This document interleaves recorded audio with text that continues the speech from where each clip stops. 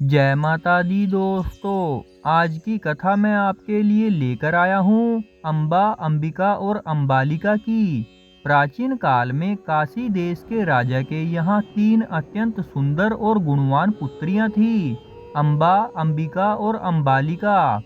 उसी समय हस्तिनापुर के प्रतापी योद्धा देवव्रत यानी भीष्म पितामह अपने पिता राजा शंतनु के वचन के कारण आजीवन ब्रह्मचारी थे और उन्होंने हस्तिनापुर के लिए योग्य राजकुमारियों को लाने का निश्चय किया। स्वयंवर और अपहरण। काशी नरेश ने अपनी तीनों पुत्रियों का भव्य स्वयंवर रचाया। अनेक राजा वहां एकत्र हुए। उसी सभा में भीष्म पितामह पहुंचे और अपने पराक्रम से सभी राजाओं को पराजित कर तीनों राजकुमारियों को रथ में बैठाकर हस्तिनापुर ले आए। अम्बा का प्रेम और पीड़ा। मार्ग में अम्बा ने भीष्म को बताया कि वह पहले से ही साल्व देश के राजा साल्व से प्रेम करती है और उसी को अपने पति के रूप में स्वीकार कर चुकी है। धर्मपरायण भीष्म ने अम्बा को सम्मान पूर्वक साल्व के पास भेज दिया, परंतु राजा साल्व ने यह कहकर अम्बा को अस्वीकार कर दिया कि वह भीष्म द्वारा जीती गई है। निराश और अपमानित अम्बा पुनः भीष्म के पास लौटी और उनसे विवाह की प्रार्थना की, किंतु भीष्म अपने ब्रह्मचर्य व्रत के कारण विवाह नहीं कर सकते थे। अम्बा का प्रतिशोध। अत्यंत दुखी और क्रोधित अम्बा ने भीष्म से प्रतिशोध लेने का निश्चय किया।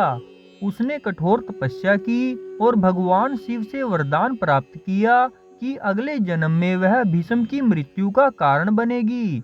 अम्बा ने अपने प्राण त्याग दिए और अगले जन्म में राजा द्रुपद के घर शिखंडी के रूप में जन्म लिया, जो आगे चलकर महाभारत युद्ध में भीष्म के पतन का कारण बना।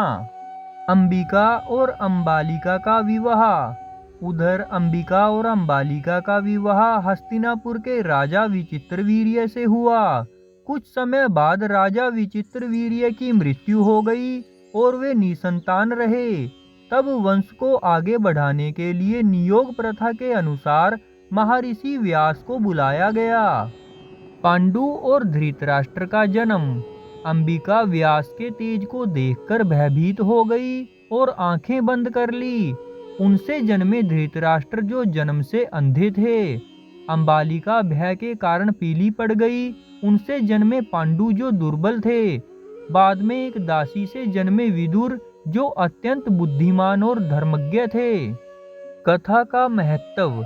यह कथा त्याग, प्रतिशोध, धर्म और कर्मफल को दर्शाती है।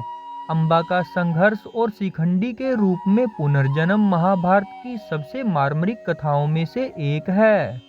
तो दोस्तों, आपको कैसी लगी ये कथा? प्लीज लाइक, शेयर और कमेंट करके जरूर बताना और मेरी आने वाली कहानियों को सुनने के लिए चैनल को सब्सक्राइब करना और बेल आइकन को प्रेस करना ना भूलना। जय माता दी। ओम नमो शिवाय।